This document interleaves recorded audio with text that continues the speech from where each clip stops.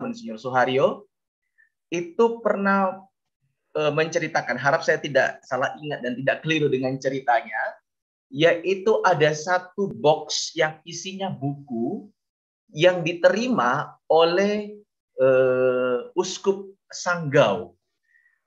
Saya juga lupa, Menkucini ya, Monsinyur Menkucini kalau saya tidak keliru.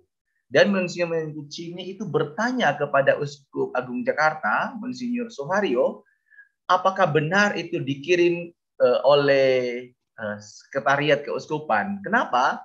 Karena buku itu berisi hal-hal negatif tentang Paus Fransiskus dan alamat pengirim itu dari sekretariat KAJ. Wah, itu menggemparkan ya. Ini sesuatu yang sangat baru terus terang untuk saya gitu. Nah, lalu saya mulai mendalami, cari tahu, berkenalan, dan akhirnya berjumpa dengan orang-orang yang sangat kritis dengan gereja, terutama Konsili Vatikan kedua. Apalagi ketika saya di Grogol, lebih tepatnya di Gereja Polikarpus, 1-2 kali ikut TLM, dan kemudian sebagai diakon melayani TLM, itu kemudian dia mulai kenal dengan pribadi-pribadi, dan biasanya pertanyaannya dan selalu berulang sampai kemudian ketika saya di seminari ini, saya melihat satu channel YouTube ya, mungkin teman-teman ini sudah tahu semua ya, Crusader Network, dan akhirnya pertama bagus juga ya isinya, tapi lama-kelamaan isinya mengkritisi, dan kadang-kadang orang yang melihat itu bingung karena apa? Ini forum akademis atau sesuatu yang berbeda. Oke, saya akan langsung masuk kepada bagian saya, yaitu tentang Nostra Aetate. Nah, Nostra Aetate ini ya, saya teruskan diminta untuk menjawab pertanyaan, ya, menjawab pertanyaan. Maka ada perubahan judul. Kalau teman-teman lihat di flyer itu, pertama, menjawab tuduhan sesat dari kelompok pembangkang anti Konsili Vatikan kedua secara akademik.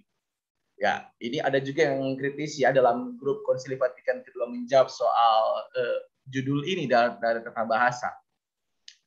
Kemudian kemarin judulnya berubah lagi, ya, kebebasan beragama dan dialog agama sama dengan racun dalam gereja. Nah itu perubahan-perubahan judul ini kita tahu sebenarnya kalau di forum akademik ini perubahan judul berarti perubahan maksud. Tetapi saya akan kembali kepada proposal pertama, yaitu menjawab pertanyaan dan mengenal Nostra Aetate. Begitu. Nah, pendahuluan. Teman-teman yang terkasih, saya lihat di sini ada para frater dan juga para peminat katekese di media massa. Dan saya tahu teman-teman pasti atau saudara-saudari tahu bahwa ketika kita membaca kitab suci, kita membaca dalam konteks. Termasuk ketika kita membaca Konsili Vatikan kedua.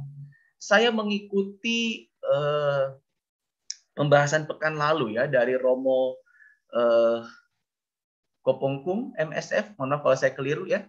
Saya nonton di YouTube dan itu Romo sudah memberikan, Romo atau Pater ya, sudah memberikan latar belakang dengan sangat baik. Jadi sehingga saya tidak perlu memperpanjang lebarkan tentang itu. Kemudian isi yang kedua adalah sekilas tentang Nostra Aetate. Yang ketiga, pertanyaan-pertanyaan dan tudingan. Itulah isi-isi dari materi saya pada malam hari ini. Begitu. Nah, membaca dalam konteks ini sangat penting, ya. Nah, teman-teman yang terkasih, dalam forum-forum akademik tidak usah khawatir. Silakan Anda bertanya apa saja. Tetapi ketika kita mau memahami satu dokumen, entah itu adalah kitab suci, dokumen Konsili Vatikan kedua, mari kita baca dalam konteks, teks yang mengikuti teks, gitu ya. Nah, konteks Konsili Vatikan kedua dalam hal berkaitan dengan Nostra Aetate ini, ya, konsil ini dimulai 17 tahun setelah Perang Dunia Kedua berakhir, namun Perang Dingin itu mulai panas-panasnya tuh, ya, sehingga rintihan akan perdamaian, orang cari persatuan dan kebersamaan sebagai bangsa manusia. Ya, kita ingat Paus Yohanes ke-23 mengeluarkan dokumen Pacem in Terris, dan The Beatles ya Mungkin pada masa-masa itu ya, Imagine All the People dan seterusnya, itu lagu-lagu yang terkenal ya. Kemudian dinamika dan diskusi mengenai modernitas, ini kelanjutan sebenarnya Paus Pius ke-10, Paus Pius ke-9 dalam dokumen-dokumennya, silabus silabus error itu ya, krisis kemanusiaan, ada pasca perang, kemajuan materi sebagai akibat dari modernisme. Itu ada kritikan-kritikan begitu ya. Paus Pius ke-10 secara khusus dalam Lamenta Nili Sane itu ya, begitu jelas. Negara-negara berkembang baru lahir, termasuk kita ya, Indonesia itu baru lahir, dan banyaknya negara atau bangsa yang mayoritas itu non Katolik ya. Jadi atau lebih tepatnya banyak yang bangsa-bangsa baru di mana Katolik itu minoritas dan dipersekusi begitu. Ada yang dipersekusi. Ini saya baca dari buku yang dikeluarkan oleh Seri Driarkara dengan judul Konsili Vatikan Kedua, apa yang belum selesai, saya lupa itu namanya judul lengkapnya. Nah, tujuan konsili dalam hal pastoral, jadi tujuan konsili dalam hal pastoral. Ini tudingan yang orang mengatakan, oh ini kan konsili pastoral. Ini nanti kita akan bicara. Ini tujuan konsili dalam hal pastoral dalam PO nomor 12 ada 3. Pembaruan gereja, pewartaan Injil, misi. Ini yang dikatakan oleh Romo Kopong ya, Kung MSF ya, yang minggu lalu itu tentang inkulturasi dan dialog dengan dunia modern. Nah, pendahuluan. Teman-teman yang terkasih tentang dokumen ini, ingat sekali bahwa dokumen-dokumen Konsili Vatikan Kedua terbagi menjadi 3, yaitu konstitusi, dekret, dan pernyataan atau deklarasi. Nostra Aetate itu adalah pernyataan atau deklarasi. Konstitusi dan dekret itu ke dalam. Kalau konstitusi itu ke dalam untuk seluruh gereja umat Allah, sedangkan kalau dekret itu untuk ke dalam tapi secara lebih spesifik. Contohnya Perfecte Caritatis itu untuk orang-orang yang hidup bakti begitu. Nah, sedangkan pernyataan itu gereja dengan dunia luar. Maksudnya di luar gereja begitu ya. Bagaimana kita berhadapan, bagaimana ketika kita berperilaku atau lebih tepat berperilaku ya, bagaimana ketika gereja itu menyatakan sikapnya untuk diketahui oleh orang luar. Jadi berkaitan dengan bagaimana relasi kita dengan orang-orang yang non-Katolik. Gereja mempertimbangkan dengan lebih cermat manakah hubungannya dengan agama-agama bukan Kristiani. Jelas ya dalam pernyataan saya tadi. Kemudian dikatakan ini, dalam tugasnya mengembangkan kesatuan dan cinta kasih antar manusia, bahkan antar bangsa, gereja terutama mempertimbangkan manakah hal-hal yang umum. Jadi ini umum, jangan tanya yang detail-detail ketika pernyataan. Ya, yang terdapat pada bangsa manusia dan yang mendorong semua untuk bersama-sama menghadapi situasi sekarang. Jadi ini adalah kepada orang di luar gereja dan mengajak mereka. Nah, kenyataan yang ada di hati umat pelbagai agama apa? Yaitu tentang Allah, tentang Tuhan yang transenden itulah. Ini menyangkut Nostra Aetate. Nah, teman-teman yang terkasih, dokumen ini, pernyataan ini paling singkat di antara dokumen-dokumen Konsili Vatikan Kedua. 17 halaman kalau dalam dokumen Konsili Vatikan Obor. Mohon maaf, bukan Obor ya. 17 halaman dan hanya 5 artikel, sangat sederhana. 17 atau 7, jangan-jangan saya keliru nih. Nah, dokumen final disetujui tanggal 15 Oktober 1965 dengan 1765 banding 242. Ditolak oleh 12% Bapak Konsili.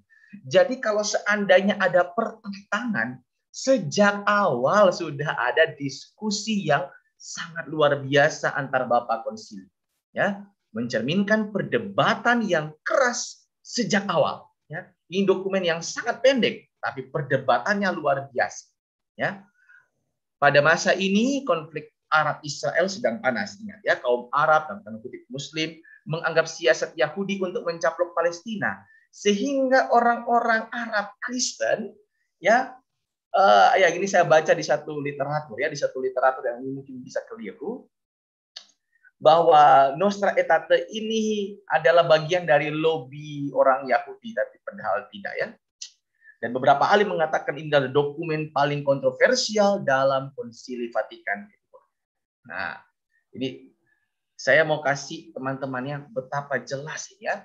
Paulus Episcopus Servus Servorum Dei una cum sacro sancti concili patribus ad perpetuum rei memoriam declaratio de ecclesiae habitudine ad religiones non Christianas nostra etat. Ini lihat betapa kuatnya dari awal ya. Ini ditetapkan oleh Paulus ke-6 mengatasnamakan seluruh bapak konsili, para uskup. Jadi betapa kuatnya ini. Ya. Nah, mari kita langsung mulai dengan Nostra Aetate nomor 2. Gereja, ya, dalam Nostra Aetate nomor 2 itu, gereja berbicara tentang agama yang bukan Kristen. Gereja melihat dengan penghargaan. Ini kata-kata dengan penghargaan, ya, ada orang bilang dengan positif, bahkan ada yang orang bilang dengan murah hati, pelbagai agama yang realitasnya ada. Realitasnya itu ada, ya, real. Ya, ada agama-agama non-Kristen. Nah, dalam Nostra Aetate nomor 2 ini singgung Hindu dan Buddha. Hindu mencari pembebasan dari kesesakan keadaan kita, entah melalui bentuk hidup berulah tapa, melalui permenungan yang mendalam, atau dengan mengungsi kepada Allah yang penuh kasih dan kepercayaan. Bahasanya mengungsi. Buddhisme dalam pelbagai alirannya mengakui dunia serba berubah, sama sekali tidak mencukupi, dan mengajarkan kepada manusia jalan untuk dengan jiwa penuh bakti mencari bakti dan kepercayaan, memperoleh kebebasan yang sempurna. Jadi lihat ini, bagaimana ketika kita berhadapan dengan orang lain, kita memandang mereka dengan penuh penghargaan. Ya. Nah, di Nostra Aetate nomor 2 inilah muncul kata-kata yang buat banyak pusing orang. Ya. Banyak pusing orang-orang, para teolog, para komentator, ya, kritikus, ada orang suka mengkotak-kotakan tradisionalis, liberal dalam gereja, ada orang yang tidak tahu suka itu, tapi ya mari kita pakai pengkotakan itu ya. Ini tidak tahu suka dengan kata-kata ini. Gereja Katolik tidak menolak apapun yang dalam agama-agama itu serba benar dan suci. Ini terus terang menimbulkan komentar banyak sekali ya. Nah, tetapi ingat ya, ada tambahan yang tidak kalah peliknya. Tetapi tidak jarang, toh memantulkan sinar kebenaran yang menerangi semua orang. Nah, ini mulai ya, kalau saya lihat di grup itu, bagaimana orang menafsirkan itu memantulkan sinar kebenaran ya. Ini dari sana, dari sini, oh ini cuma pantulan dari Kristus, dari gereja, dan seterusnya. Tapi yang paling penting ini, jangan pernah membaca kutipan-kutipan dalam kutipan tok. Hanya teks tanpa melihat konteks. Ya, kalau kita lihat keseluruhannya, ya, gereja Katolik tidak menolak apapun dalam agama itu sebab benar dan suci, memantulkan kebenaran, dan seterusnya. Namun, gereja tiada hentinya mewartakan dan wajib mewartakan Kristus, jalan, kebenaran, dan hidup. Ini dalam satu paragraf yang sama. Jadi sebenarnya ini bagaimana kita menghargai yang ada di luar, tapi kami juga yakin bahwa gereja yakin dan bahkan wajib mewartakan Kristus itu jalan kebenaran dan hidup. Dan saya rasa kalau saya lihat ini ya, yang hadir di sini itu dalam, kalau kita kotakan ya begitu, walaupun ada yang tidak suka mungkin, oh ini kelompok yang ya oke, kita terima Konsili Vatikan kedua, tidak terlalu masalah sebenarnya dengan teks ini. Tapi ada yang polemikus, ini sangat-sangat menjadi bahan yang sering dipakai untuk diskusi. Kemudian dalam Nostra Aetate nomor 3 tentang agama Islam. Gereja juga menghargai umat Islam yang menyembah Allah satu-satunya, yang hidup, berdaulat, penuh belas kasihan dan maha kuasa, pencipta langit dan bumi, yang bersabda kepada manusia. Dokumen ini kemudian memuji praktek dan sensus religius dari kaum muslim, rasa beriman kaum muslim. Konsili suci, nah ini mendorong mereka semua, ya, mendorong mereka, berarti mereka teman-teman muslim ya, supaya melupakan yang sudah-sudah. Kalau kita lihat akhir-akhirnya, kalau kita kontekstualkan dengan situasi kita, kan bisa dilihat di media sosial, kadang-kala mereka masih ungkit tentang masa perang salib, masa Perang Dunia Kedua, gold glory, kolonialisme yang membawa gold glory and gospel, dan seterusnya.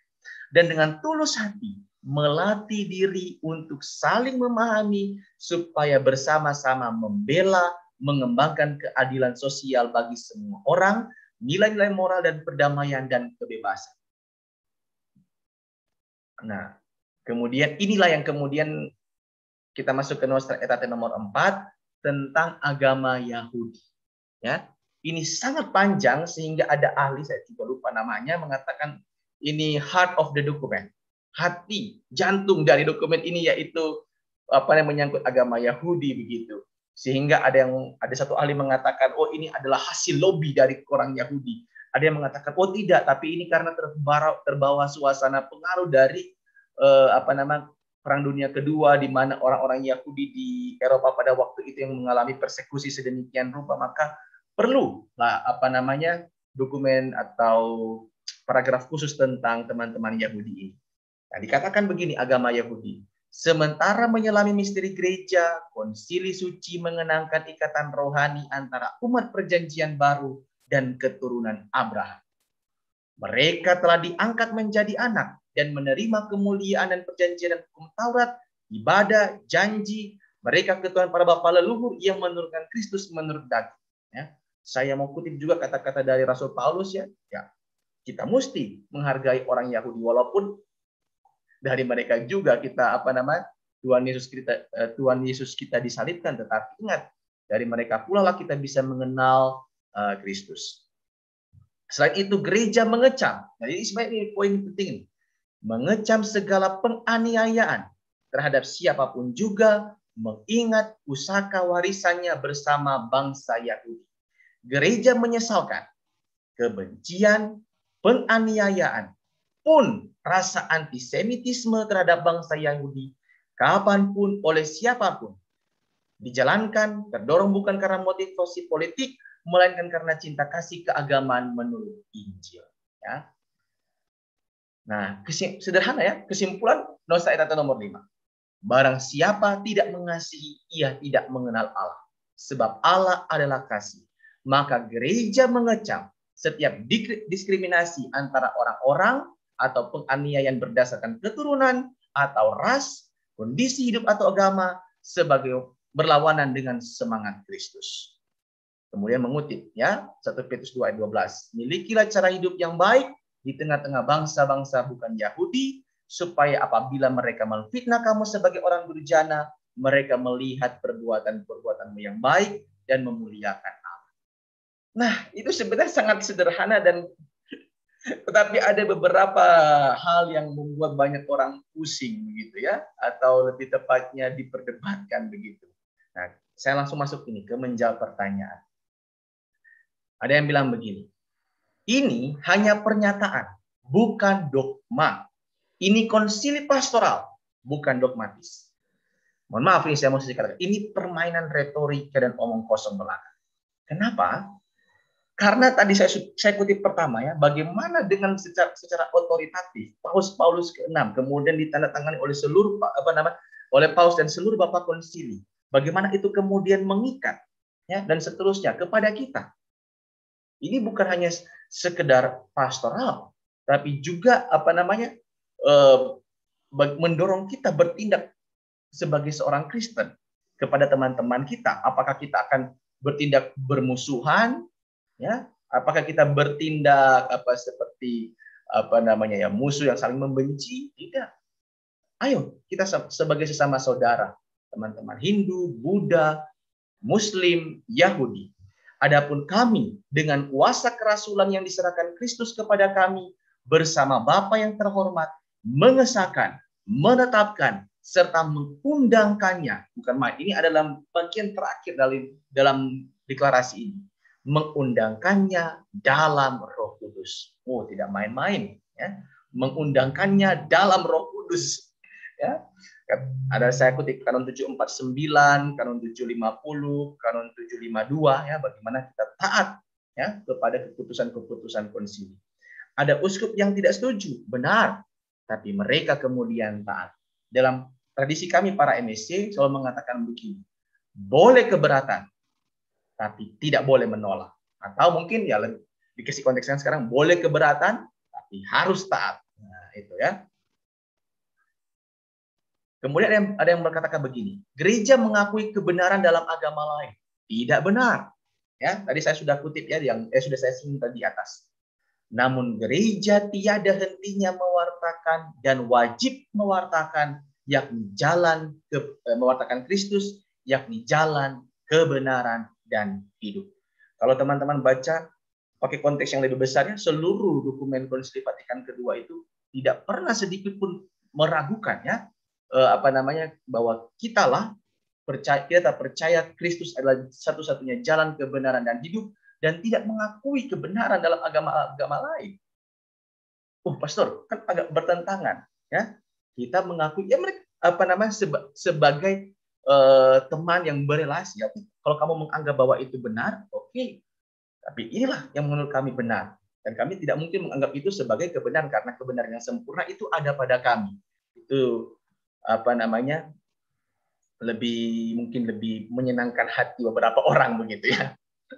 Kemudian, gereja mengakui Allah kaum muslim. Nah, ini saya bisa katakan kurang paham ya, atau mungkin salah paham gitu. Karena kalau dalam Nostra Aetate nomor 3 memang ditulis huruf A besar begitu. A besar untuk menyinggung untuk menulis Allah teman-teman muslim ini yang langsung dituduh bahwa berarti karena kita menulis Allah mereka dengan A besar, maka kita mengakui Allah mereka sebagai Allah. Ya tidak gitu ya. Jadi ingat, ini adalah pernyataan di mana ditujukan kepada mereka, ya, kepada teman-teman muslim dalam konteks Nostra Aetate nomor 3 ini. Dan teks ini mengutip Santo Gregorius ke-7, surat ke-21 kepada Ansir, raja dari Mauritania. Ya, ini masa pontifikatnya hampir 1000 tahun sebelum Konsili Vatikan kedua. Lebih dari 1000 tahun sebelum Konsili Vatikan kedua. Gitu. Ya, ada beberapa kelompok juga mengatakan, kami tidak yakin bahwa Santo Gregorius menulis hal itu. Oke. Ya. Nah, tadi juga sudah saya singgung. Bapak-bapak konsili dipengaruhi lobby Yahudi. Apakah itu teori konspirasi dan seterusnya? Ya, sudah saya singgung tadi ya. Nah, kemudian soal kebebasan beragama. Ini sebenarnya ada dalam deklarasi Dignitatis Humanae. Ya, kebebasan beragama. Ingat, saudara-saudari, pada waktu Konsili Vatikan kedua ini ada, ya, gereja itu dihadiri 2.500-an uskup, dan begitu banyak gereja sedang dipersekusi. Ya, Eropa Timur, Asia, sebagian Afrika, ya, sebagaimana secara eksplisit muncul dan implisit muncul dalam Dignitatis Humanae nomor 2.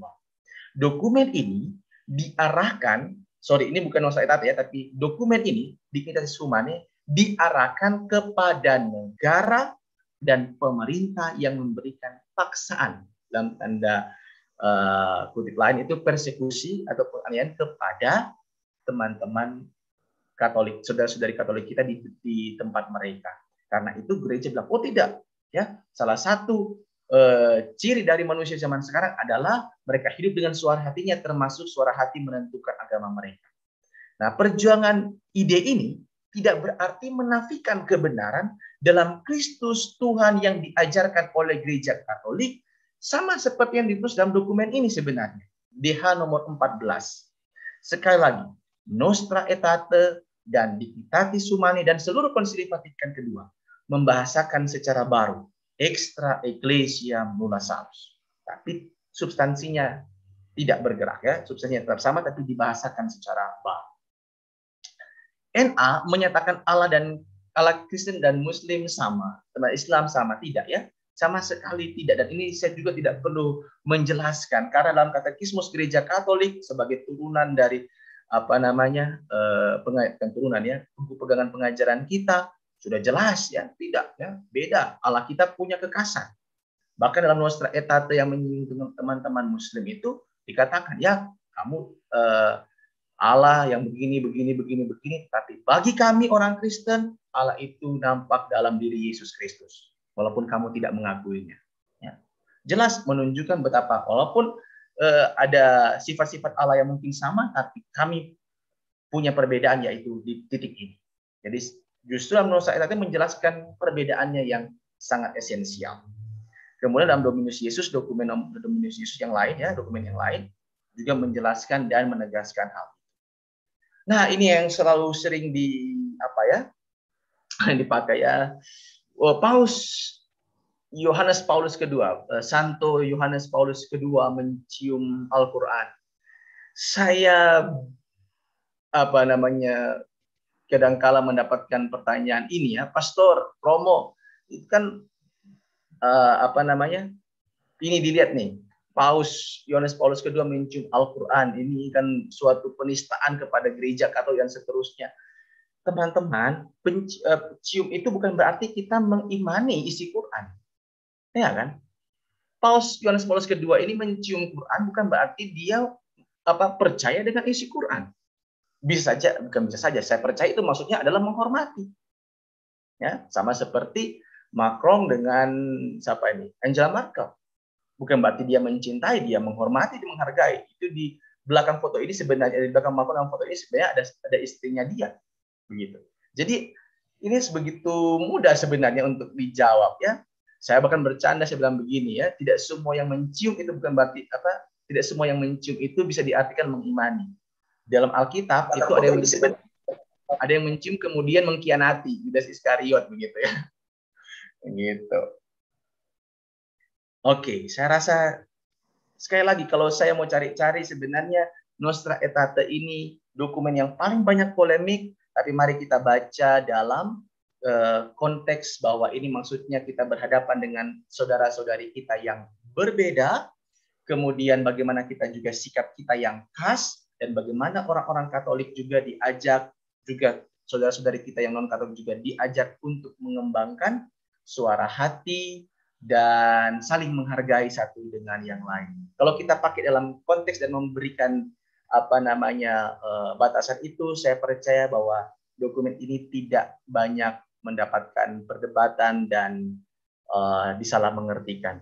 Memang kalau kita mencomot satu-satu saja, ya, satu-satu teks saja itu kita bisa salah mengerti dan seakan-akan gereja sudah murtad begitu ya, tapi tidak. Yakin dan percayalah, gereja tetap yakin ya dengan kebenaran imannya, dan kebenaran iman itu kita diajak untuk radikal, dan radikal kita bukan, mohon maaf kalau saya pakai kata ini, radikal kita bukan dengan bunuh-bunuhan, tapi justru semakin mengakar dalam cinta.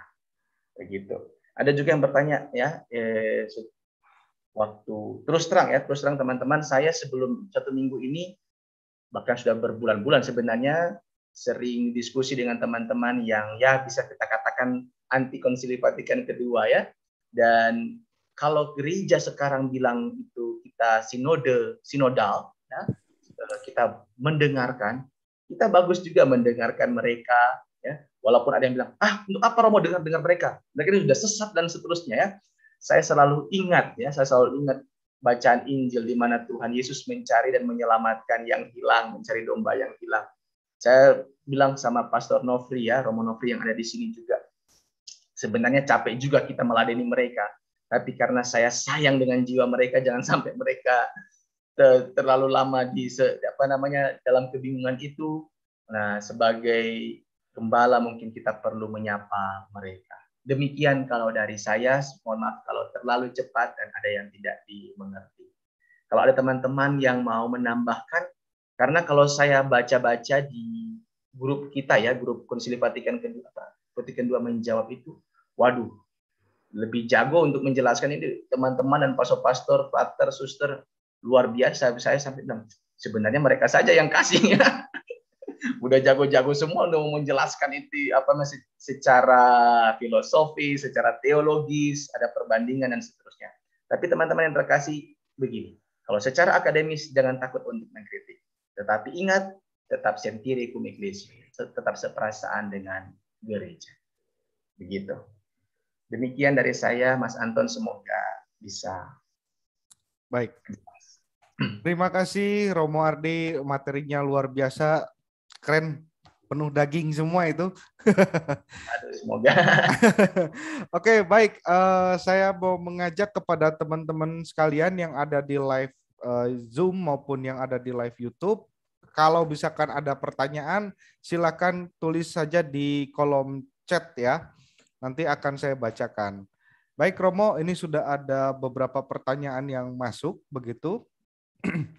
Yang pertama adalah Katolik menerima kebenaran dari agama-agama lain sejauh kebenaran itu sesuai dengan ajaran agama Katolik. Apakah pernyataan itu benar? Karena saya pernah menjawab pertanyaan itu dari siswa saya begitu. Ini pertanyaan dari Ibu Justina. Ya, silakan Romo.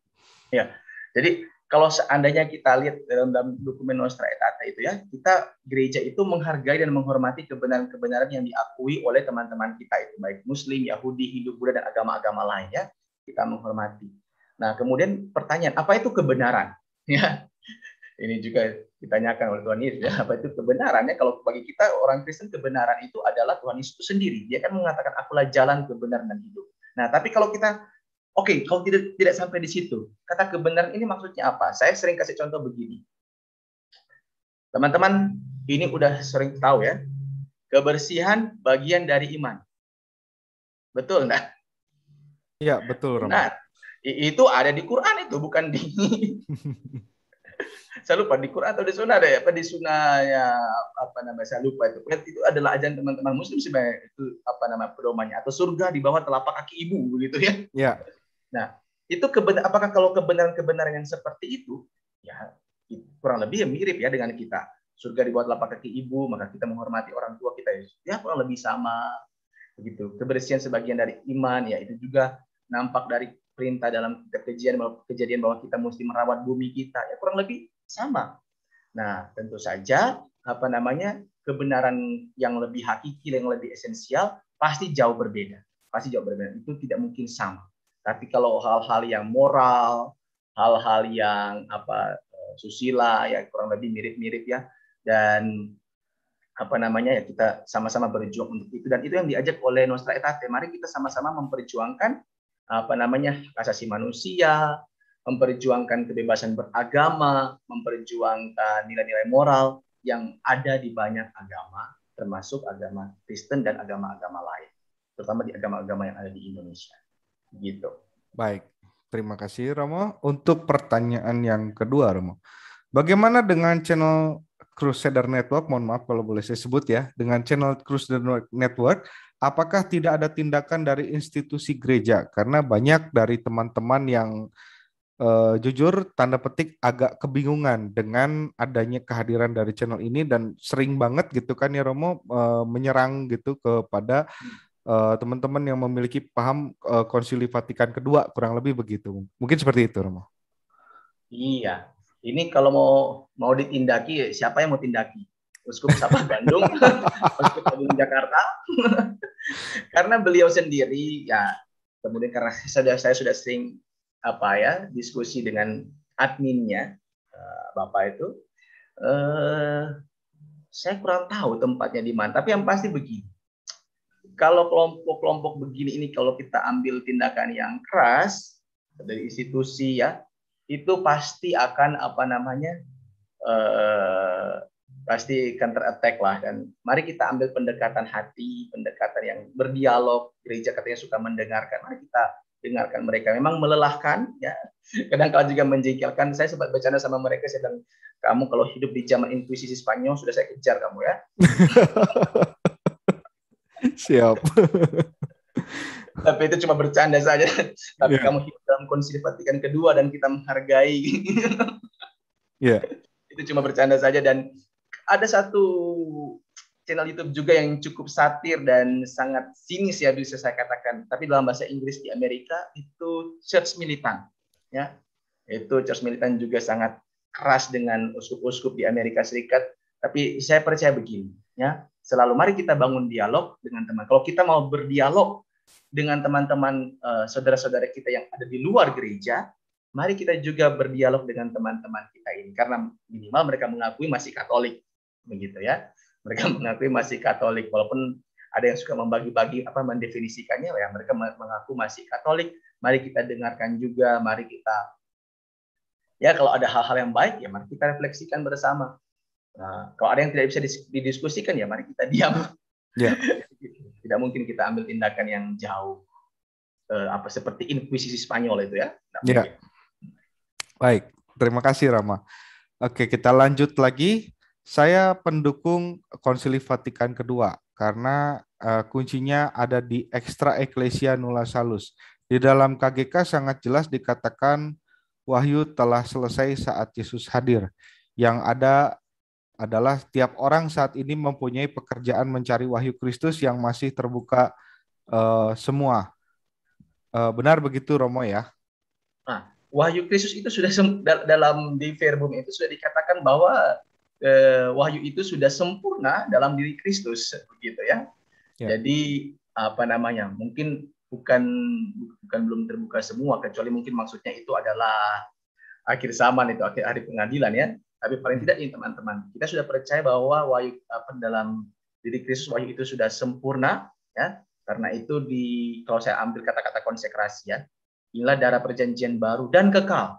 Kekal. Ini sudah kekal sempurna sampai akhir zaman begitu ya. Dalam diri Tuhan kita Yesus Kristus begitu. Nah, mungkin yang belum terbuka itu untuk kitanya itu belum bisa paham semua begitu. Ada ya, terus terang saya juga kalau saya mulai aktif berdiskusi dan berdialog itu pada waktu saya diakonat. Kalau sebelum itu saya pikir apa namanya? Yang penting saya mencari banyak orang dan menjadikan mereka Katolik. Siap. Saya tidak membahas dengan teman-teman yang masih ada. Saya waktu itu saya bilang luka batin dengan gereja, tapi ya mungkin bukan luka batin, tapi mencintai gereja dengan cara yang berbeda. Begitu. Baik.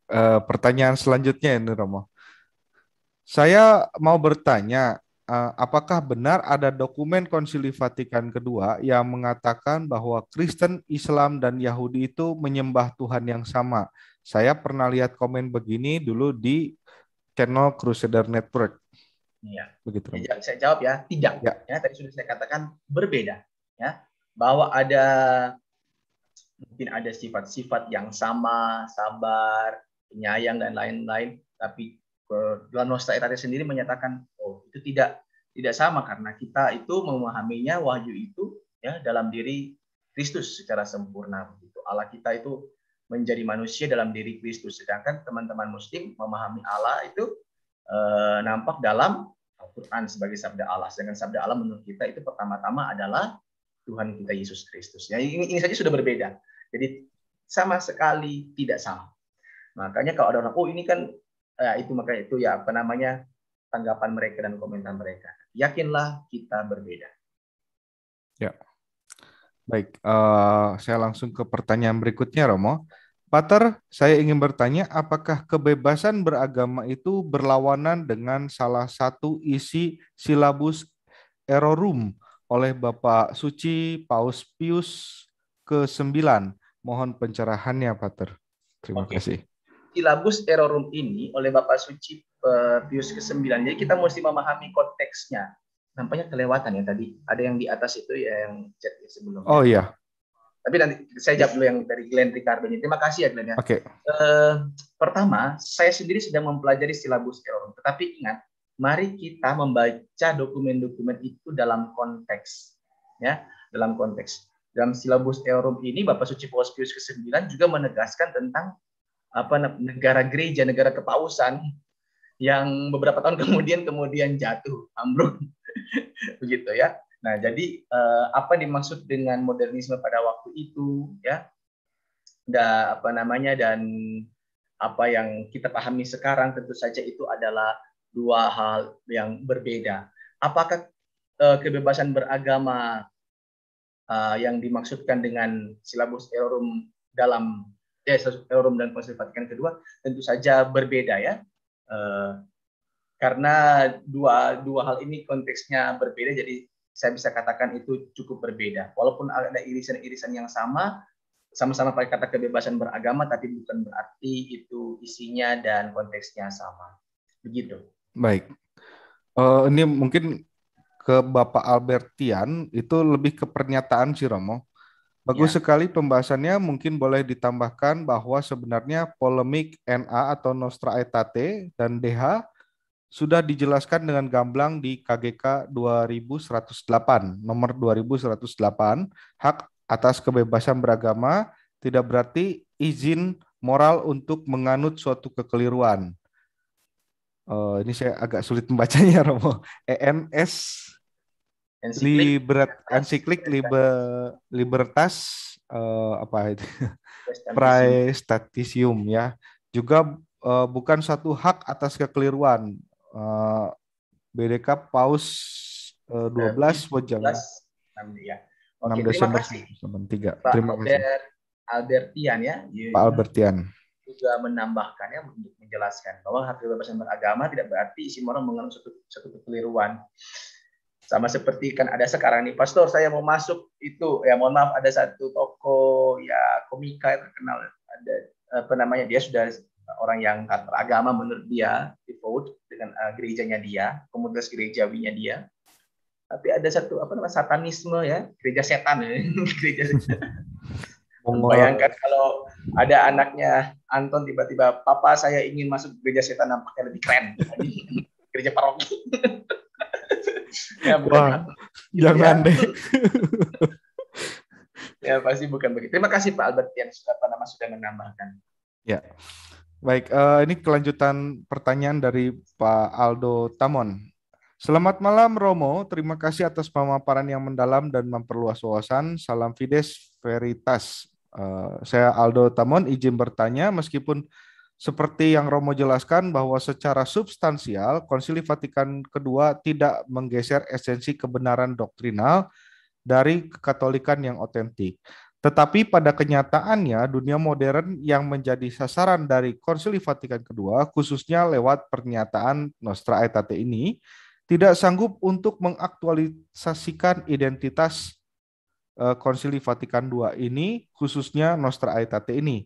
Bahkan banyak umat kita terpilah-pilah dalam rupa-rupa posisi ketika menghayati kebenaran.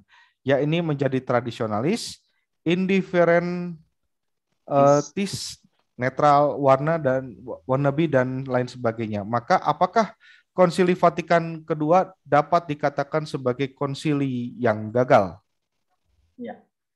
Ya, tentu saja tidak ya. Dan memang benar ini Aldo ya, Aldo Tamon ini ya, jangan Aldo ya. Nah, Aldo, betul ya Aldo. Kadang-kala idealisme dalam dokumen-dokumen itu ketika mulai ke praksisnya itu jadi aneh-aneh. Itu yang membuat sebenarnya teman-teman yang mengkritisi Konsili Vatikan II ya memberikan argumen-argumen yang menyerang. Saya ikuti baik itu kata-kata dari pastor yang minggu lalu, Romo Kopongkung ya. Tidak ada salah sebenarnya itu Konsili Vatikan II. Prakteknya di lapangan begitu banyak kekacauan. Prakteknya. Jadi apakah itu gagal? Nah, tidak gagal ya. Justru ini adalah buat saya stimulus untuk berjuang begitu. Ya, dalam hal liturgi, dalam hal ketika kita tampil untuk memperjuangkan relasi antar umat beragama ya. Kadang-kala itu menjadi agak aneh-aneh begitu ya. Contohnya mulai ada pencampuran ritus, ada juga ya ini sudah bercampur liturgi dan juga kebebasan beragama tentang relasi antar agama. Saya pernah lihat, mohon maaf ini ada romo dan pendeta memberkati pernah pasangan beda agama. Ya saya rasa bukan di situ ya. Atau mohon maaf ada juga pernah saya lihat itu pemimpin-pemimpin gereja, komunitas gerejawi Kristiani naik ke altar diundang oleh romonya dalam pekan doa sedunia untuk umat Kristen ya. Padahal orang Katolik sendiri belum tentu punya akses untuk masuk ke panti imam ya, begitu. Atau ada atas nama relasi beragama dengan saudara atas nama ekumenisme kemudian ada mohon maaf ya bisa katakan pendeta kemudian berhomili di misa. Ini PR yang memang tidak berhenti. Jadi menurut saya bukan gagal tapi justru stimulus untuk mari kita berjuang membumikan amanat dari Konsili Vatikan II ini. Apakah kemudian akan dievaluasi dalam konsili berikutnya dan lain-lain? Saya rasa bukan soal, karena ini kan bukan soal yang detail ya, tapi soal idealnya. Nah, idealnya ini kita turunkan ke hal teknis ini yang kadang-kala menjadi perlu banyak perjuangan. Itu kalau menurut saya. Baik. Ini saya mungkin akan lebih fokus kepada pertanyaan saja ya Romo. Nanti untuk Ya, pernyataan saya akan bacakan di akhir ya. Oke, ini dari Fidelis Salib Suci, Nostra Aetate Art 1 mengatakan semua bangsa merupakan satu masyarakat mempunyai satu asal. Semua mempunyai satu tujuan akhir, yaitu Allah. Apakah berarti semua manusia berasal dari satu Allah dan mempunyai tujuan yang sama, yaitu Allah? Mohon penjelasannya, Rama. ya. Jadi sekali lagi, ini coba saya mau pahami ya. Ini kan mau mengatakan bahwa dalam ini pendahuluan ya, artikel nomor Ya, ini pendahuluan. Kita semua apa namanya berasal dari Allah dan akan kembali kepada Allah. Ya, itu. ya. Nah, Allah yang mana? Bagi kita orang Kristen ya Allah yang ini itu, ya. Tuhan Yesus itu, ya. Bahwa kemudian yang lain juga mengucapkan hal yang sama tapi punya pemahaman Allah yang berbeda. Nah, dulu. Nah, begitu ya. Begitu dulu. Baik. Romo, bisakah dikatakan bahwa Allah itu sama namun orang lain? Ini sudah dijawab ya. Tapi mungkin ada contoh dari Yohanes 16 ayat 2 ini Romo. Berkait. Bisa kata dibacakan Yohanes 16 ayat 2. Baik.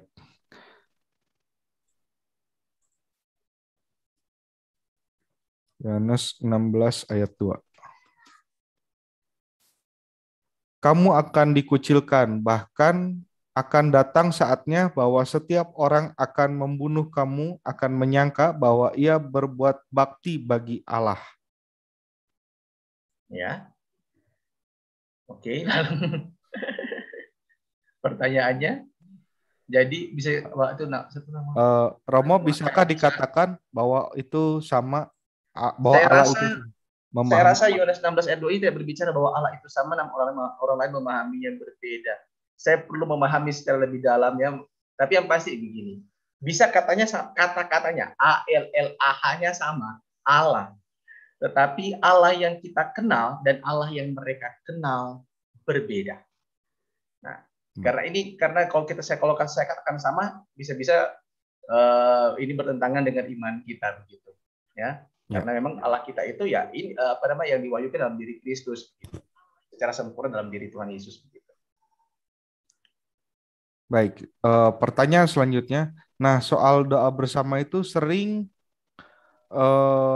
yang diserang oleh doa bersama, ya ini di Asisi. Bagaimana kalau menurut pandangan Romo Ardi? Ya, doa bersama ya ini juga amanat dari Konsili Vatikan kedua, dokumen tentang ekumenisme sebenarnya ya. Ekumenisme, doa bersama. Nah, doa bersama dan di Nostra Aetate juga emang cuma di apa namanya tentang ekumenisme itu. Nah, doa bersama ini ya tidak apa-apa sebenarnya. Tapi memang ini menjadi skandal yang menurut saya dikembangkan karena kalau seandainya Paus Yohanes Paulus kedua pada waktu itu dia berdoa kepada Buddha, nah itu baru kita bingung ya. Tapi kalau dia doanya apa namanya kepada Allah Tritunggal dan diyakini dalam pemahaman gereja Katolik ya, saya percaya itu tidak terlalu bermasalah. Memang ini menjadi skandal dan ya orang bisa mengatakan, oh mana buktinya bahwa zaman dulu juga ada doa bersama dan lain-lain dan sebagainya.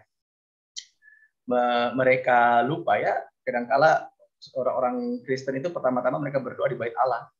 Di bait Allah itu Allahnya siapa itu yang mereka berdoa? Allahnya orang Yahudi atau Allahnya orang Kristen tuh? Nah, itu menurut saya. Tapi ya ada orang juga menyerap itu nggak pas kalau pakai pendasar ayat Alkitab itu.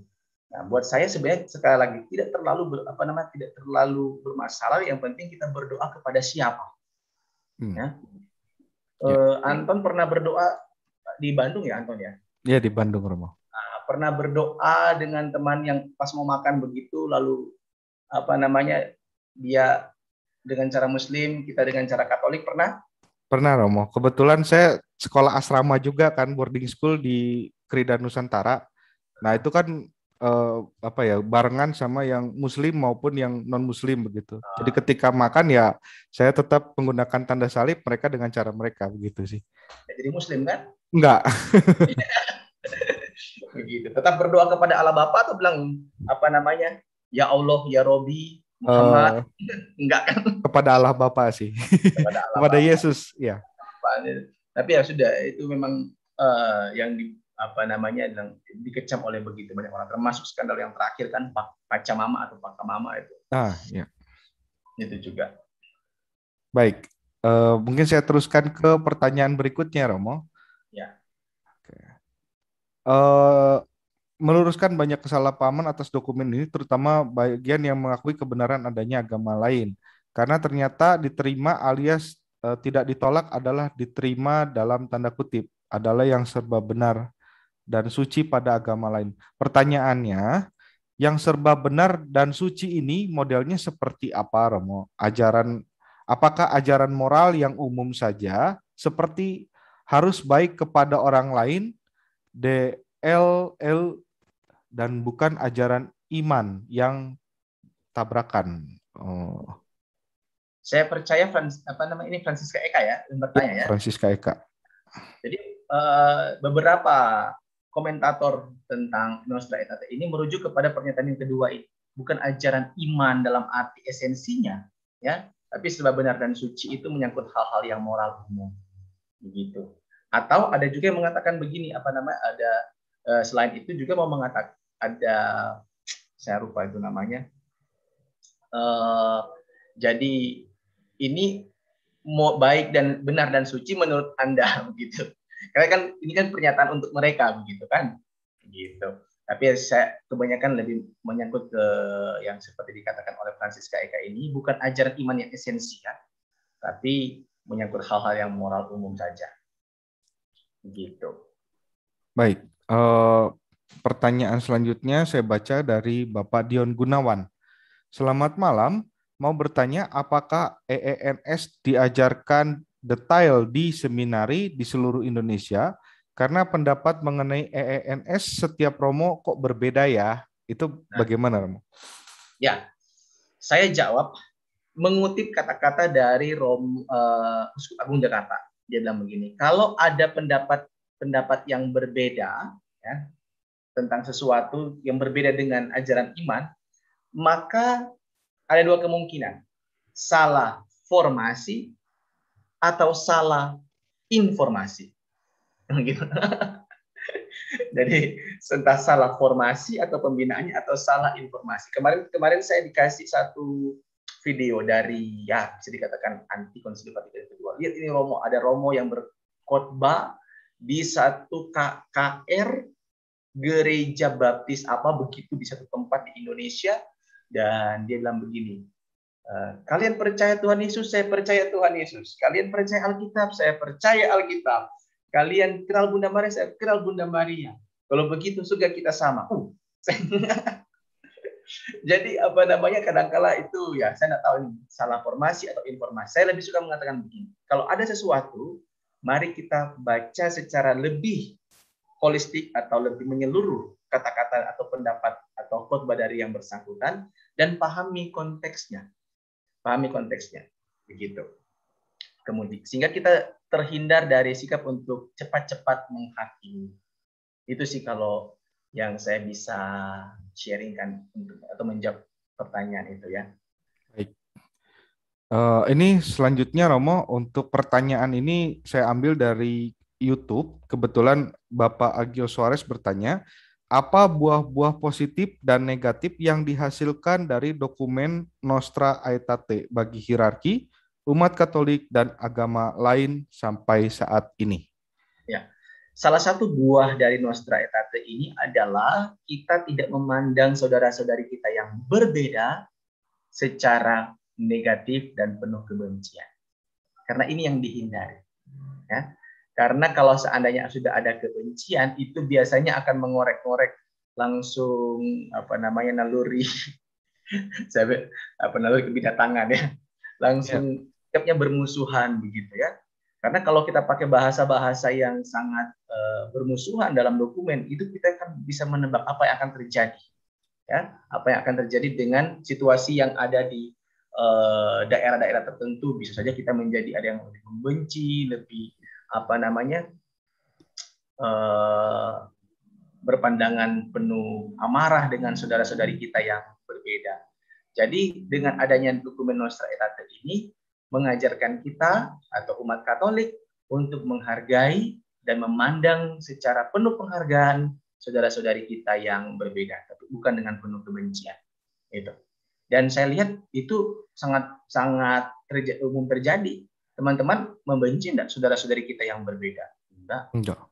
Enggak. Walaupun dihina-hina, disakit hatikan dengan beberapa channel YouTube, ada yang benci ketika lihat saudara-saudari kita yang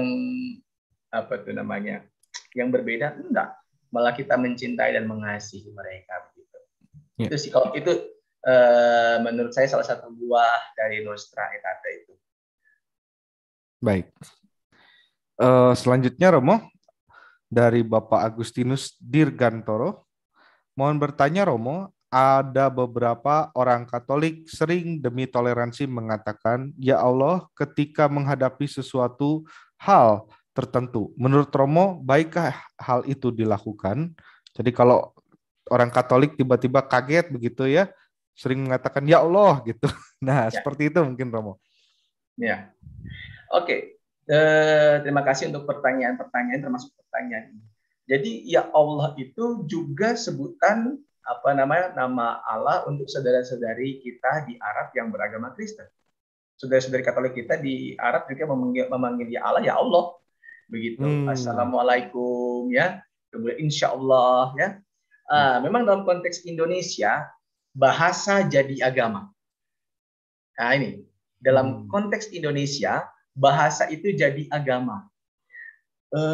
Tadi Anton memulai dengan Shalom Aleichem. 10 tahun lalu, mohon maaf ini ya, 10 tahun lalu kalau diucapkan di Manado, itu beberapa orang Katolik yang mana asal Minahasa itu anti dengan bilang Shalom. Sudah jadi Pantekosta kamu. Harusnya aku salve ya Romo ya tadi. Di sini ada yang Dominus Vobiscum atau Dominus Nobiscum ya. Di sini di konteks Indonesia bahasa itu jadi agama, dan kadang-kala kita berkelahi karena itu, padahal saudara-saudari kita yang di tempat lain ya Allah ya insya Allah, assalamualaikum dan seterusnya, itu hal-hal yang sangat berbahasa Arab, kearapan, dan itu bukan Muslim, itu adalah bagian dari iman Kristen juga dan dipakai oleh teman-teman saudara-saudari kita orang Katolik di Arab begitu. Oke. Baik. Oke, mungkin tidak ada pertanyaan lagi. Oh, ini Romo dari YouTube ya. Sesuai dengan latar belakang diadakannya Konsili Vatikan kedua, apakah benar ada indikasi gereja Katolik waktu itu dalam tekanan dari pihak luar? Ya, terima kasih. Apakah ya ini namanya indikasi ya, orang curiga. Tadi saya sudah katakan ya, ada yang mencurigai bahwa ada lobby dari orang Yahudi untuk memberikan dokumen supaya secara secara halus kepada orang Yahudi, supaya tidak membuat orang-orang Katolik di beberapa tempat tertentu itu lebih iritasi dengan orang Yahudi. Itu katanya ada yang seperti itu. Ada juga tekanan-tekanan dari, atau bahkan pengaruh, bukan tekanan, tapi pengaruh dari kelompok Freemason. Ada juga yang mengatakan pengaruh dari kelompok ini, kelompok itu. Ya, semua bisa membuat teori-teori seperti itu. Tapi yakin dan percayalah ya. Saya juga yakin dan percaya itu ada 2.500 uskup, 2.500 uskup dengan ahli-ahli yang dibawa dari keuskupan masing-masing. Itu bukan sesuatu yang menjadi pikiran dari para bapak konsili. Yang pertama-tama yang mereka berpikir tentang gereja, ya, berpikir tentang gereja. Bahwa kemudian ada yang mengindikasikan, ya sudah, itu ya mereka bisa dapat teori. Kasih bukti-buktinya lagi. Ini ya ada buktinya, ini ada bertemu dengan rabi ini, rabi ini, rabi ini, rabi ini. Dalam liturgi minta bantuan, minta konsultasi dengan pendeta ini, pendeta ini, pendeta ini, dan seterusnya. Selalu ada celah untuk memberikan sanggahan. Begitu. Baik.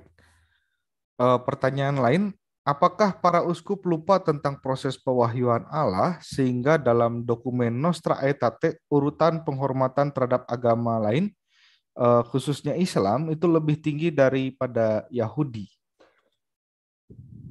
Urutan penghormatan terhadap, Ya, dari tadi kan Hindu, Buddha, kemudian apa namanya Islam, lalu terakhir Yahudi. Saya percaya ada ini tergantung kita cara bacanya ya.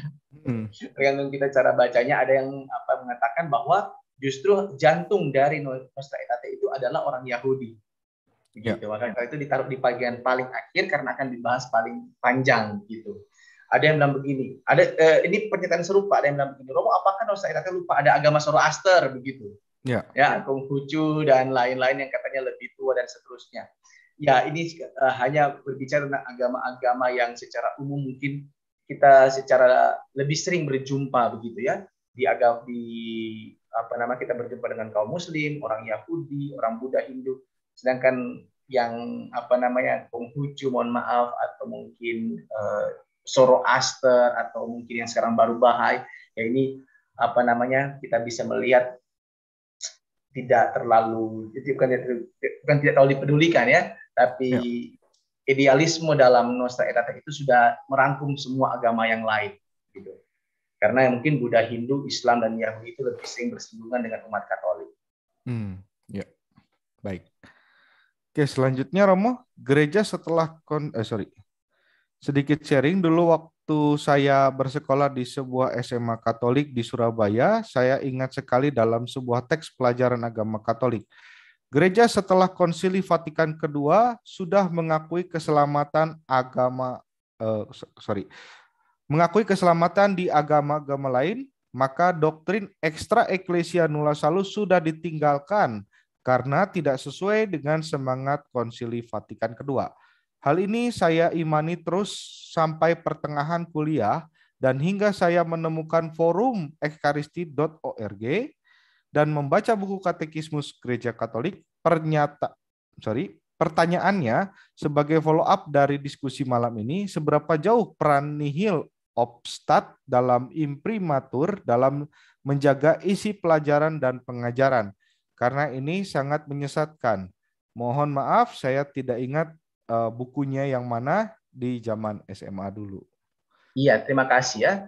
Jadi Albertian sudah menjawab bahwa itu keliru dan betul bahwa kita perlu ada lembaga, dan itu kalau di Keuskupan Manado ada namanya Komisi Kata Ketik yang selalu menjaga buku-buku pelajaran. Ya, kita doakan. Di sini ada frater-frater juga, saya lihat ada beberapa frater yang ikut. Semoga ada frater-frater yang jadi teolog-teolog, bahkan mungkin jadi uskup. Ya, ingat baik-baik, ada buku pengajaran agama dan itu perlu imprimatur dan nihil obstat. Begitu. Nah, sekarang orang tanya ya, kira-kira channel-channel YouTube yang mengajarkan agama Katolik itu perlu imprimatur dan nihil obstat enggak? Ya. Oke, kita lanjutkan. Itu hanya pertanyaan retorik saja. Ya, baik. Kita lanjut ya. Dari Ibu Francisca Eka. Bagaimana pandangan Katolik terhadap ateis atau agnostik? Apakah gereja mau memandang mereka apakah gereja memandang mereka pada posisi yang sama dengan agama-agama yang lain? Ya. Posisi yang sama dalam artian apa ya? Kalau semoga saya tidak salah menjawab atau salah mengira-ngira pertanyaan dari Ibu Francisca Eka ini ya. Ya, tentu saja gereja menghargai ya, gereja menghargai pilihan mereka, sambil kalau kata Dignitatis Humanae itu kita mendoakan, tetap juga mengajar kepada teman-teman yang ateis, mungkin memperkenalkan kepada teman-teman yang ateis dan agnostik ini tentang kebenaran dalam Tuhan Yesus yang diajarkan oleh Gereja Katolik. Begitu. Baik. Oke, mungkin Romo sudah habis pertanyaannya. Iya. Kalau gitu mungkin boleh sedikit ini ya Romo. Untuk yang tadi ada yang terlewat, begitu boleh saya bacakan dulu ya Romo ya? Boleh.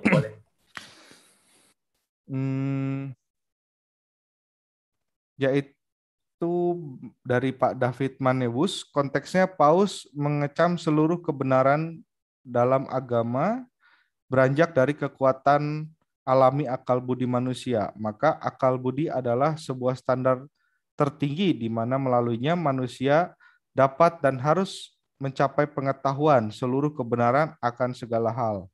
Ibit dan ensiklik Qui Pluribus 9 November 1986. Kemudian Ya, saya lagi mencari pertanyaan beliau karena ada di mana sih? di atas itu, Rama. Ya mungkin nanti karena saya kenal orang ini nanti saya WA pribadi saja dengan Iya, dia. iya, iya. Jadi cari-cari mana pertanyaan. Ya, oke. Jadi dalam silabus Errorum beda konteks jika diajak berlawanan dengan kebebasan beragama dalam Konsili Vatikan kedua. Ya. Oke, mungkin dari teman-teman saya kasih kesempatan, mungkin boleh ya Romo untuk misalnya mau berinteraksi langsung dengan Romo gitu, tanya jawab begitu. Bahkan Atau kalau ada yang mau ada yang bilang, oh Romo nampaknya Romo keliru. Perlu ditambahkan Romo, silakan ini saya baca dari nama-nama yang muncul ini hebat-hebat ini mereka ini. Ya, silakan. Oke, silakan buat teman-teman saya kasih 1 atau 2 orang untuk bertanya secara langsung ataupun juga ingin menambahkan, silakan raise hand terlebih dahulu. Ya, baik Pak Hil, silakan Pak Hil. Ya, terima kasih. Selamat malam, Pater. Jam 9:30 ya di sana ya. Nah, 9:30 ya. Oke, saya cuma mau menambahkan dan mungkin minta klarifikasi dan penegasan dari Pater terkaitannya dengan pernyataan bahwa gereja Katolik tidak menolak apapun yang dalam agama-agama ini yang sudah disebut sebelumnya tadi, Buddha dan lain, ada serba benar dan suci. Ya, kemudian yang memang dalam banyak hal berbeda dari apa yang diyakini dan diajarkannya sendiri. Jadi gereja mengakui, bukan mengakui, tidak menolak apapun yang benar dan suci, tapi kemudian dikatakan dalam banyak hal berbeda dari apa yang diyakini dan diajarkannya sendiri, artinya diajarkan oleh gereja. Berarti ada hal yang berbeda tapi diakui bahwa itu benar dan suci. Apakah seperti itu? Satu. Kemudian jika dikatakan kemudian tidak jarang memantulkan sinar kebenaran dan yang menerangi semua orang. Apakah dengan mengatakan memantulkan sinar kebenaran ini, gereja juga mau mengatakan, menegaskan bahwa tetap gerejalah yang mengajarkan, yang bukan memantulkan. Gereja ini memancarkan kebenaran dari Kristus, gitu ya. Mungkin ada perbedaannya di situ. Nanti saya minta Romo yang menegaskan bahwa gereja hanya mengatakan bahwa mereka tuh memantulkan, mereka hanya memantulkan, sementara kitalah, gerejalah yang memancarkan kebenaran dari Kristus. Itu aja, Romo. Terima kasih. Terima kasih. Moderator, silakan moderator. Ya, baik. Mungkin boleh langsung ditanggapi saja begitu, Romo. Ya. Gereja Katolik tidak menolak apapun yang dalam agama-agama itu serba benar dan suci. Agama-agama itu yang mana itu? Yaitu agama Buddha dan Hindu. Nah, dalam teks itu dikatakan, ya, kalau kita baca seluruh Nusa Etate nomor 2 itu, dalam Hinduisme dan dalam Buddhisme sendiri ada begitu banyak aliran-aliran. Nah, kadang-kala agak berbeda-beda begitu. Mungkin Pak Hil atau mungkin Mas Anton atau mungkin teman-teman ada yang tahu, ada Hindu, ada beda antara Hindu di Bali dan Hindu yang di India katanya. Cukup berbeda. Nah, pemahamannya beda. Termasuk soal ketuhanannya agak beda. Saya nggak tahu apakah benar seperti itu ya. Nah, jadi itu yang dikatakan tidak jarang banyak hal berbeda dari apa yang diyakini dan diajarkannya sendiri. Agak berbeda-beda begitu. Itu yang saya paham ya. Tapi tidak jarang toh memantulkan sinar kebenaran yang menerangi semua orang. Memantulkan. Dan ada ahli yang mengatakan yang seperti saya rasa Pak Hil ya, betul ya. Itu Hilarius, ya. Pak Hilarius mengutip dari satu tokoh yang mengatakan bahwa ya disebut memantulkan karena sumbernya adalah Allah tapi melalui agama-agama itu karena agama-agama itu sudah ada jauh sebelum kekristenan. Nah, jadi karena itu dalam tanda kutip ya, dalam konteks karena ini disekan di YouTube ya. Nah, teman-teman Hindu dan Buddha tersinggung nih kalau disekan di YouTube ya. Begitu. Ya, jadi itu hanya pantulan begitu. Itu hanya pantulan, sedangkan sumber utama dari cahaya itu adalah Kristus, sang jalan kebenaran dan hidup, karena dia adalah sang terang. Gitu. Jadi saya mesti hati-hati menjawabnya. Kenapa? Karena ini akan disaksikan oleh banyak orang, betul ya Pak ini ya. Begitu. Baik. Oke, terima kasih. Tadi ada Bapak David mungkin mau bertanya atau bagaimana, tadi sempat raise hand. Saya kasih kesempatan Bapak David. Oke, terima kasih banyak. Sorry tidak buka ini, saya tidak berpakaian ini, tidak berpakaian rapi. Jadi tadi saya hanya menanggapi pertanyaan dari teman-teman yang lain, bukan dalam arti bertanya kepada Romo. Jadi waktu ada yang bertanya tentang Syllabus Errorum, saya mengatakan bahwa konteksnya Paus mengecam seluruh kebenaran dalam agama beranjak dari kekuatan alami akal budi manusia. Jadi ini sangat berbeda konteks dengan yang dimaksud kebebasan beragama di KV2, Konsili Vatikan kedua. Gitu. Itu yang pertama. Lalu ada yang bertanya tuh soal KGK. Jadi mohon maaf, diambil kutipannya saja. Hak atas kebebasan beragama tidak berarti izin moral untuk menganut satu kekeliruan. Ternyata KGK juga 2108 itu kalau dibaca keseluruhan konteksnya juga berbeda. Ini dalam arti hak koordinasi manusia atas kebebasan sipil, KGK 2108. Lalu ini ada yang bertanya soal penghormatan kepada agama Islam lebih tinggi. Ternyata kalau buka daftar isinya, justru yang pertama berbagai agama bukan Kristen lebih dulu, baru agama Islam dan agama Yahudi. Kalau dipakai posisi terbalik, ternyata agama Yahudi yang posisi lebih tinggi. Kalau mau dibuat tafsiran seperti itu. Lalu saya suka juga berpendapat soal ENS itu, Ecclesiam Nulla Salus. Jadi pada zamannya dikeluarkan Ecclesia Nulla Salus ini benar, karena waktu itu bid'ah berkembang dalam gereja. Maka dibuat satu konsep bahwa hanya dalam gereja Katolik ada keselamatan dalam konteks itu. Dalam konteksnya, dalam konteks zaman. Ya kita juga bisa berbicara begitu ketika berbicara tentang iman kita. Tapi ketika kita berdialog, maka saya selalu memakai konsep dialog yang baik menurut iman kita. Kalau kita berdialog, berarti kita menguasai iman kita. Kita percaya bahwa kita diselamatkan oleh iman kita. Lalu baru kita berdialog dengan sesama yang berbeda agama. Ya, kira-kira seperti itu. Makasih banyak. Terima kasih, Saudara David sudah menambahkan. Benar ya, kalau kita berdialog, kita yakin dulu dengan keyakinan iman kita, tahu dulu tentang apa yang kita yakini, kemudian kita bisa berdialog dengan saudara-saudari kita yang non-Katolik, sambil memandang mereka dengan penuh penghargaan, bukan dengan kebencian, gitu ya. Gitu. Baik. Oh, oke, mungkin sudah tidak ada lagi yang raise. Ada satu pertanyaan tadi masukan Romo dari YouTube. Ya. Apakah ada niat dari hierarki untuk memperbaiki dokumen Konsili Vatikan II suatu saat atau merasa sudah benar atau paling jitu dari Roh Kudus, sementara ada Romo dan banyak umat yang murtad? Iya. Saya percaya ini bukan soal memperbaiki dokumen Konsili Vatikan II, begitu ya. Ingat, dokumen-dokumen konsili itu sesuai dengan konteksnya, ya, bukan diperbaiki mungkin, tapi mungkin nanti ada konsili yang lain yang juga sesuai dengan konteks pada zaman nanti mungkin ya. Jadi bukan untuk memperbaiki itu.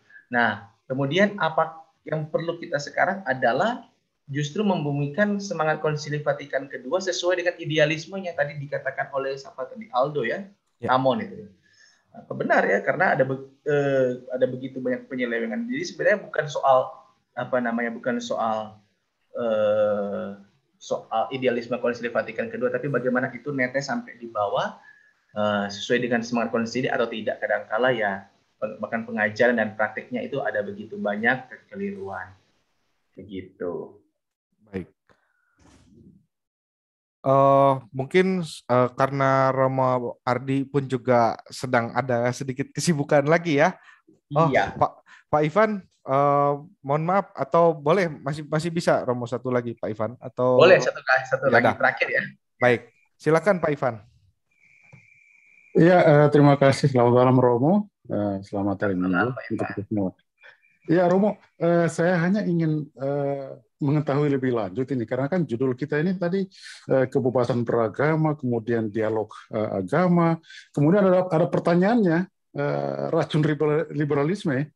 Nah ini saya belum melihat kira-kira apakah benar kebebasan beragama dan dialog tadi itu sama dengan racun liberalisme dalam agama, ataukah justru menolak itu?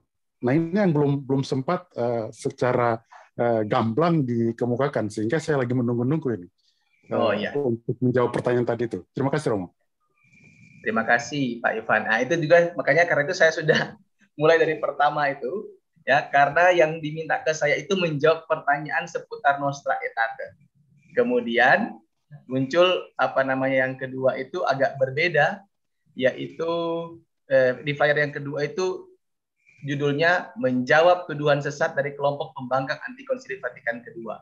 Tetapi flyer kemarin munculnya berbeda nih, kebebasan beragama dan agama, racun liberalisme dalam gereja. Tanda tanya. Saya bilang, wah ini sebenarnya dua hal yang perlu dua hal yang bahkan tiga hal yang berbeda begitu.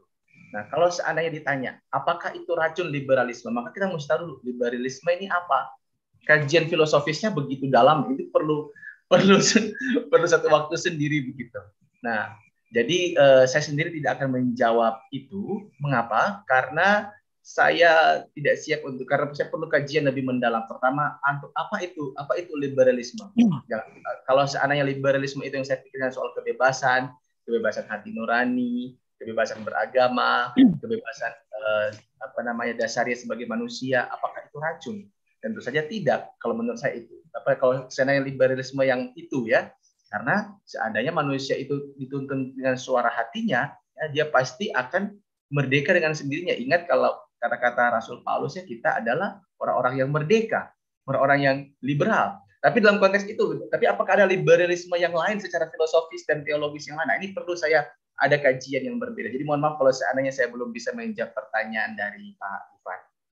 Gitu. Baik, terima kasih Romo Ardi. Pak Ivan mungkin sudah cukup dulu ya. Kita sudah 1 jam. Untuk pada diskusi pada malam hari ini mungkin boleh ya Romo disimpulkan oleh Bapak Hilarius. Kepada Pak Hilarius saya persilakan Pak. Ya, terima kasih atas pemaparannya yang sangat-sangat padat Romo. Pater, saya sebutannya kadang-kadang Pater Romo gitu. Kalau Romo Biarawan saya sering sebutnya Pater.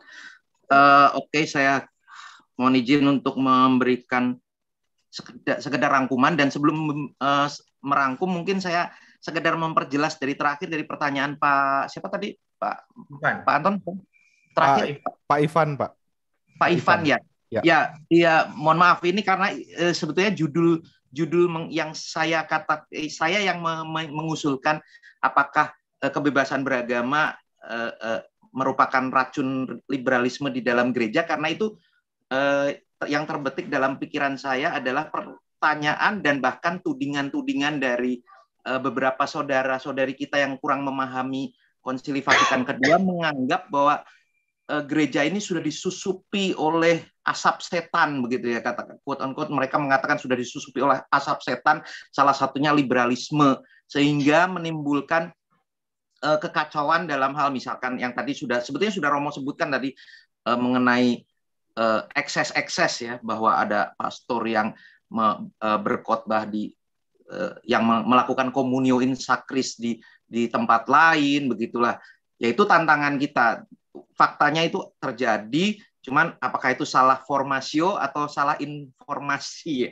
Nah, itu PR bersama. Tapi yang jelas Pater Ardi sudah sangat-sangat cukup tegas mengatakan, dan ini sudah cukup membantah semua tudingan-tudingan bahwa Pater Ardi ini ada yang menuding Pater Ardi ini termasuk klerus yang berpikiran liberal gitu kan. Tapi malam ini Pater Ardi membuktikan bahwa Pater Ardi termasuk klerus yang sungguh-sungguh mencintai gereja gitu. Oke, rangkumannya pertama tadi Pater Ardi katakan Nostra Aetate ini adalah dokumen yang paling singkat tapi paling rumit, paling penuh kontroversi gitu ya, seperti pesan singkat tapi yang memerlukan penjelasan banyak gitu. Nah, cuman untuk memahami ini perlu konteks, kemudian yang harus dipahami bahwa Nostra Aetate ini menyoroti dunia luar, jadi gereja memberikan pernyataan, memberikan statement, memberikan sikap yang sifatnya generalis, yang bukan mengikat kepada internal gereja, tetapi ini loh sikap gereja ke dunia luar. Itu catatan pertama saya. Kemudian dunia luar yang dilihat oleh gereja adalah realitas umum yang kita tidak bisa tolak. Mau nggak mau, kita harus menyikapi adanya banyak agama, adanya banyak pergeseran politik, adanya yang dikatakan tadi persekusi. Ini nanti yang kaitannya dengan konteks kebebasan beragama tadi. Nah, banyak agama bukan berarti kita bersikap indifferentis. Apakah semua agama benar? Tidak. Apakah semua ajaran agama itu sama semua? Tidak, karena Konsili Vatikan Kedua melalui Nostra Aetate sudah jelas bahwa agama-agama lain itu memantulkan sinar kebenaran. Walaupun ini sebetulnya artikel 2 yang membahas khusus tentang Hindu dan Buddha. Tapi intinya bahwa gereja tidak mengatakan semua agama sama. Kemudian gereja kalau kita katakan bahwa gereja tidak menolak bukan berarti, ini catatan saya pribadi ya, gereja tidak menolak bukan berarti kita menerima. Kita tidak menolak, you punya sikap seperti itu silakan, but saya tidak menerimanya gitu, tidak otomatis saya menerima. Yang serba benar dan suci. Jadi sifatnya mungkin normatif. Apa yang benar dan suci? Menurut Anda apa yang benar dan suci? Menurut saya kita mungkin ada barrier, ada batasan yang perlu diselesaikan di dalam komunikasi. Dan itu sebabnya para bapak konsili mengatakan bahwa ini loh cara kita berkomunikasi, kita dengan melihat kenyataan dulu, bukan menyangkal kenyataan, tapi kita melihat kenyataan. Kemudian dengan melihat kenyataan itu, maka kalau saya mengutip Rabbi Gamaliel yang gurunya Santo Paulus, jika bukan dari Allah itu akan hilang dengan sendirinya, gitu ya. Jika bukan dari Allah akan hilang dengan sendirinya. Jadi kita tidak perlu berusaha menghilangkan atau menolak orang lain, tapi kita berusaha mendekati, memahami mereka, kemudian melihat kebenaran kita. Mungkin ini juga sudah dibahas oleh Pater Kopong gitu ya, berinkulturasi itu tadi. Oke. Bahwa kenyataannya gereja juga mengatakan tidak henti mewartakan, gereja tiada henti mewartakan dan wajib mewartakan Kristus. Jadi sebetulnya kalau dikatakan Nostra Aetate itu relativisme, Nostra Aetate itu liberalisme, sebetulnya sudah terjawab bahwa gereja menegaskan gereja tetap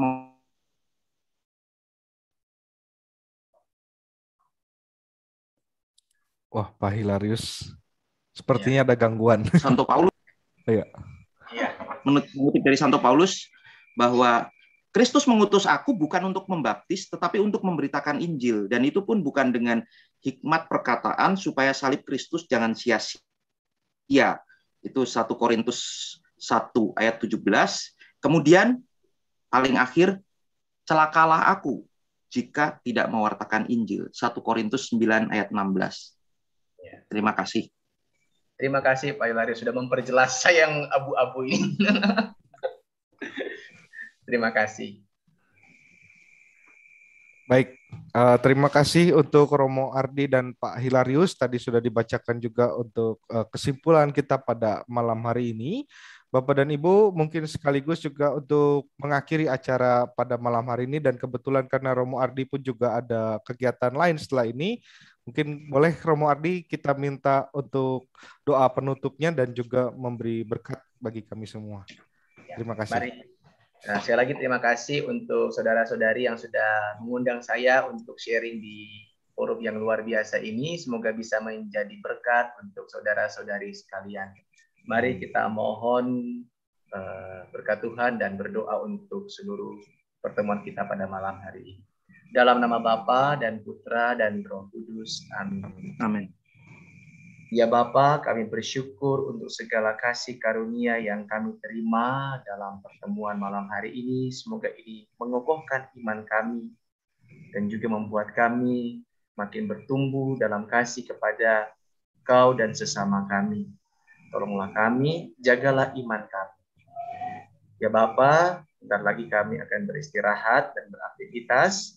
Jagalah kami sehingga kami tetap menjaga kesucian dan selalu memaklumkan Engkau yang adalah Maha Baik bagi kehidupan kami dalam aktivitas kami selanjutnya. Kami mohon berkat-Mu, semoga kami juga menjadi orang-orang Katolik, orang-orang Kristiani yang setia kepadamu dan gereja. Tuhan bersamamu dan bersama roh-Mu. Saudara sekalian diberkati oleh Allah yang Maha Kuasa, Bapa dan Putra dan Roh Kudus. Amin. Amin. Terima kasih. Terima kasih Romo Ardi, luar biasa pada malam ini. Baik. Matur suwun. Matur suwun. Ya. Thanks Romo Ardi. Mengingatkan saja Pak Anton, ya. Minggu depan surprise ya temanya ya, di luar jadwal. Ya.